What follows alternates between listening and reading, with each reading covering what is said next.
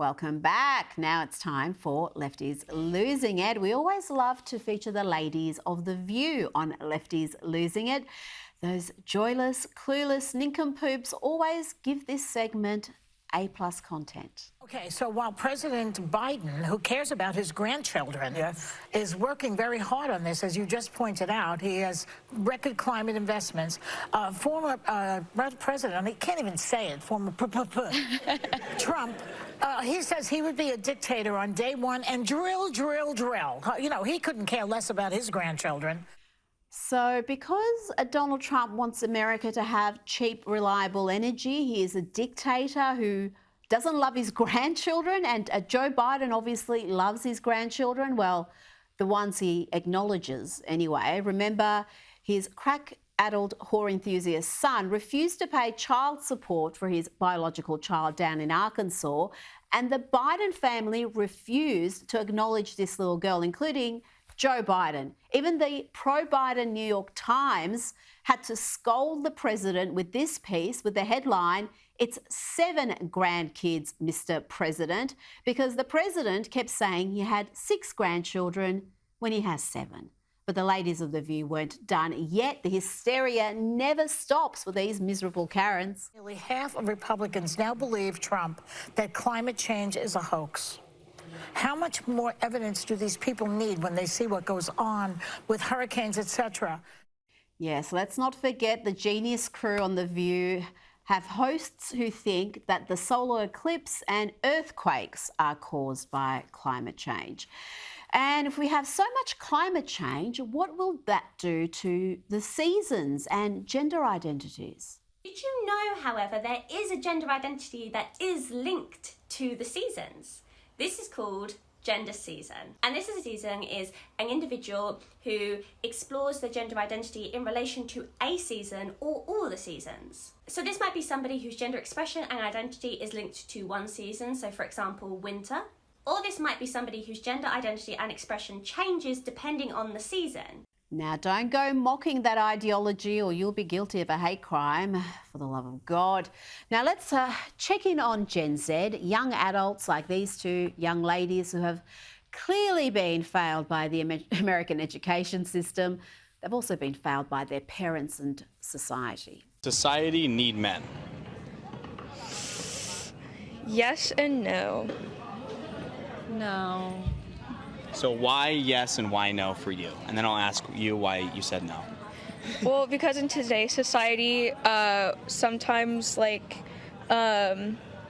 don't need the male to have a baby anymore. Yeah. That's why I would say yes and no. It's not like a moral thing for me. Yeah. I'm like we can exist without men only because new research has been discovered of making egg into sperm, so we can reproduce without men. So it's not like a moral thing. It's more of like a like if men just died right now, could we survive? Yes, because of the new research that they're doing. They like it's possible for like lesbians to have like a baby without a male sperm. Right. Yeah, because they turned it into, a sperm. No. That's not how any of this works, ladies. You cannot just turn an egg into a sperm and inseminate yourselves. We're not earthworms. Those two don't understand how babies are made, but I bet they could name 200 different genders for you.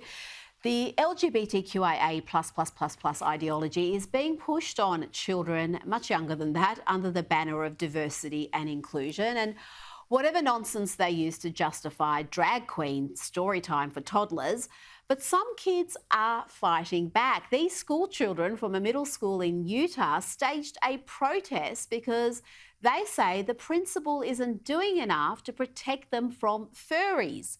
These are the kids who identify as cats and dogs and other animals, and apparently they're in the habit of biting and scratching. They bite people. They will bite ankles. And how do they bite your ankle? Why would they? They walk on all fours, run down the hall, and bite. Scratch people. They'll sniff your shoes and then bite you. They scratch people. They bite people. Principal doesn't make them get in trouble. Yeah. All the principal says is just be kind, be nice, and then. What's the point of dressing up like a furry? I don't know. They think they're so cool that they want get a lot of attention. I think they want attention. So people can come at them and just look at them to think that they're so cool. Okay. Also, Are you guys going to be in trouble for walking out of school today? No, maybe. If we go back on school grounds, we will get in trouble. Hopefully not. We're standing for our rights. If we stay here. We're standing for what the furries are wrong. This is wrong. They should not be doing this. Do your parents know you guys are out here? Yes. Okay. These poor kids are holding up signs saying they just want to learn. These kids say they are not only being terrorised by these furries pretending to be a variety of animals, but they also complain about double standards. They say they're not allowed to wear masks even for Halloween, but these furries are wearing masks to school every day. And they can't just say anything they want to the furries, but the furries have free rein to intimidate the other students. We're not allowed to look at them, go near them within like a 10-feet circle. Otherwise, the teachers will come and get mad at us. Why do you think the principal hasn't put a stop to this? Because her daughter is a furry and she supports it. And if we get bit or something, they get mad at us. We get suspended, not them. Even if they weren't us to do anything, we get suspended. There's a petition against the furries. It's already got 1,800 signatures. There was 1,800 signatures late last week. But the school district says these kids are just making up stuff. Their claims are unfounded. There is no scratching and biting and other tomfoolery, and that we expect all students to be respectful towards each other while we are here at school. Nice sentiment, but this is the same school district that last year gave students disgusting insects to eat as part of an English assignment on climate change, claiming it would save the environment. So, yeah, I'll just reserve my judgment there. Let's hear from a member of the furry community. Strudel is her name, and she's not happy with the kids damaging the good standing of the furry community. You know, the next generation kind of muddy our name and not represent it very well. It is kind of disappointing. Hilarious. And here is more indoctrination. Here is a video 4th graders were shown in Georgia that is supposed to show the importance of tolerance for dogs that think they're cats. I like to clean my paws like this. And you clean your face too. Yeah. Or we could practice purring like this. Purring? Yeah. And we could try to meow. What? Meow. Meow. Meow. Like that. It's great fun. You should try it. Why not? Yeah, let's go. Excuse me, would you?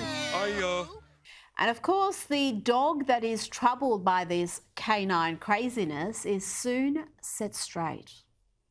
He thinks he's a cat. He thinks he's a cat? Yeah. He's over there talking about yarn, purring, woof, and licking. Well, that's okay, isn't it? Well, I think you should talk to him. About what? Well, about being more like a dog. Gulliver, you're really struggling with this. It's weird. It's not weird, just different. I couldn't ask Barry to change who he is. That would make him really sad. Now, just consider how backward this all is. Remember when we were growing up and we were told gender stereotypes were bad, they were harmful? Now, gender stereotypes are science. If you're a boy who likes pink and dolls and ballet, then you must be a girl. You can't just be a boy who likes the colour pink, dolls and ballet. Give me a break.